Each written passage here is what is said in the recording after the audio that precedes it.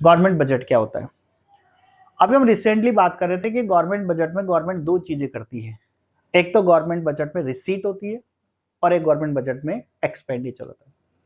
यानी Indian government क्या करती है, जो कमिंग फाइनेंशियल ईयर है, यानी आने वाले जो फाइनेंशियल ईयर है, तो ये एस्टिमेट लगाती है कि इकोनॉमी से गवर्नमेंट को कितना रेवेन्यू अर्न हो सकता है या कितनी इनकम जनरेट हो सकती है।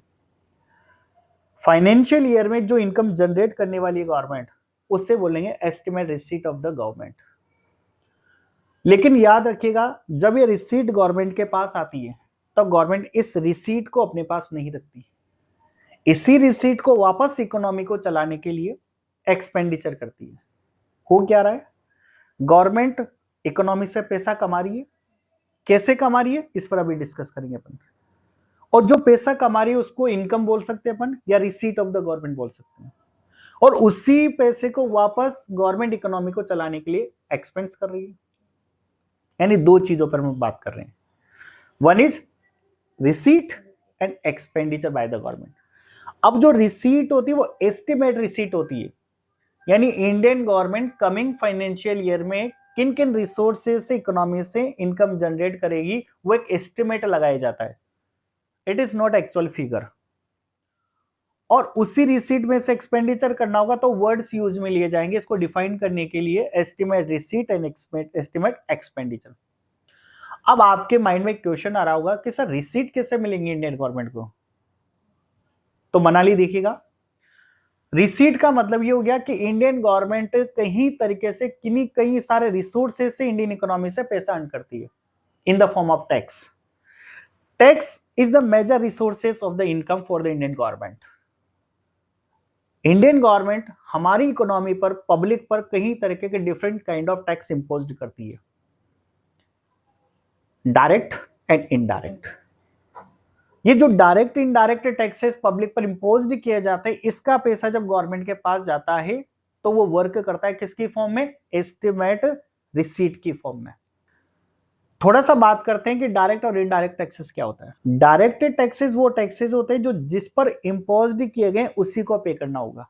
यानी गवर्नमेंट ने एक ऐसा टैक्स जो आप पर लगाया और आप ही उसको पे कर सकते हो, आप मेरे पे या किसी अदर पब्लिक पर ट्रांसफर नहीं कर सकते। यानी burden can not be shifted on others. Finally direct taxes वो टैक्सेस होते हैं जो जिस पर्सन पर इंपोज्ड किए गए उसी पर्सन को उन्हें पे करना होगा, हम किसी दूसरे पर इसका बर्डन शिफ्ट नहीं कर सकते। मेरे पे लगाया कोई डायरेक्ट टैक्स तो मैं ही पे करूंगा, आप पर या किसी थर्ड पार्टी पर शिफ्ट नहीं कर सकता। For example income tax. Income tax is example of the direct taxes. Suppose करिए जब आप आगे जाकर के किसी भी तरीके के प्रोफेशन में जाओगे, like that CA, CMA, CS, जो भी एनीथिंग एल्स, वहां पर जब गवर्नमेंट आपकी इनकम पर टैक्स लगाएगी तो केवल किसको पे करना होगा? आपको पे करना होगा।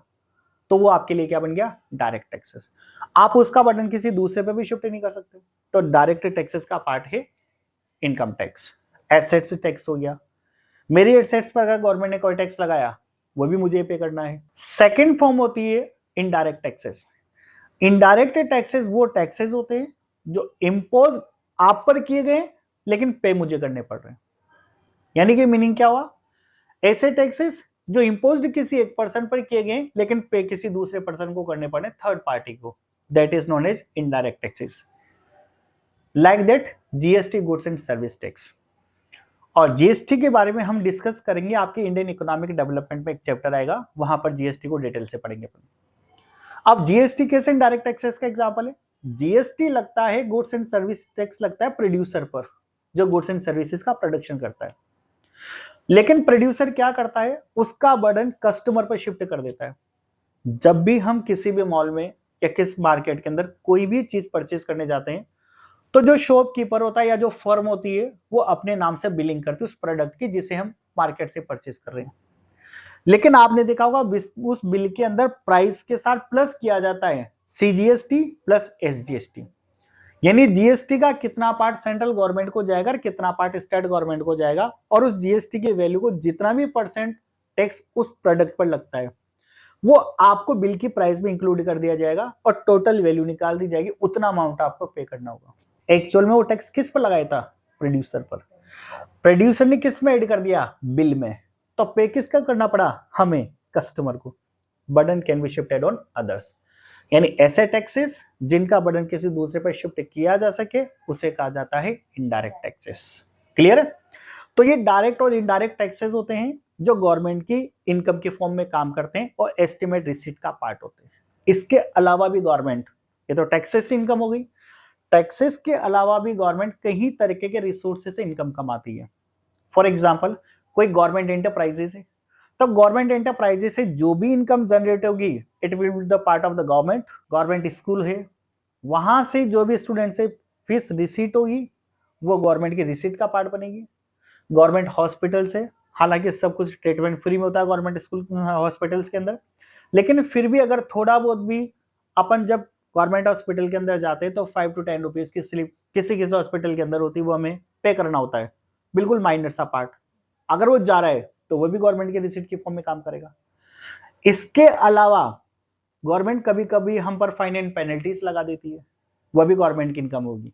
यानी गवर्नमेंट के रिसीट के अंदर टैक्स रेवेन्यू रिसीट और नॉन टैक्स रेवेन्यू रिसीट, मतलब टैक्स से कमाई गई इनकम और टैक्स के अलावा अदर रिसोर्स से कमाई गई इनकम दोनों इंक्लूड होती है, जो कि रिसीट ऑफ द गवर्नमेंट का पार्ट बनती है। दूसरा बढ़ता एक्सपेंडिचर ऑफ द गवर्नमेंट। तो इकोनॉमी को चलाने के लिए government different kind of infrastructure पर पैसा खर्च करती है, रोड बनवाती है, ओवरब्रिज बनवाती है, फ्लाई ओवर बनवाती है, गवर्नमेंट स्कूल बनाती है, गवर्नमेंट हॉस्पिटल बनवाती है, मेडिसिन फैसिलिटी प्रोवाइड करती है। तो ये सब गवर्नमेंट के क्या एक्सपेंसेस, जो किसके पार्ट होते हैं, estimate expenditure of the government. ये जो दोनों चीजें हैं, एस्टिमेट रिसीट और एस्टिमेट एक्सपेंडिचर, ये दोनों किसके पार्ट है, गवर्नमेंट बजट के। तो we can say that government budget is a financial statement which is showing item wise estimate receipt and expenditure of the government during an accounting year। an accounting year का मतलब हो गया कि हमारी Indian government जो budget announce करती है वो एक अकाउंटिंग ईयर का करती है, फाइनेंशियल ईयर का करती है, जो हमारी इकोनॉमी में 1 अप्रैल टू 31 मार्च होता है। Is it clear? Indian government जो बजट अनाउंस करती है तो बेसिकली रूल ये है कि last working day of Feb के लास्ट डे अनाउंस किया जाता है। बट अगर गवर्नमेंट को लगता है किसी कंडीशन की वजह से उसको आगे पीछे करना, तो गवर्नमेंट के साइड से उसको एडजस्ट किया जा सकता है। 2017 से पहले इंडियन इकोनॉमी के अंदर 2 बजट बनाया करती थी Indian government. One is general budget जो पूरी इकोनॉमी के लिए कॉमन हुआ करता था, and second is railway budget.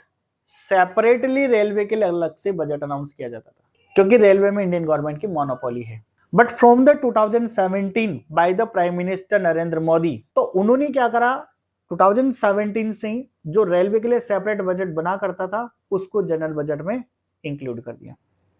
यानी करंट में हमारी इकोनॉमी में केवल एक ही बजट बनता है जिसको अपन जनरल बजट बोलते हैं, जो पूरी इकोनॉमी के लिए कॉमन होता था। यह है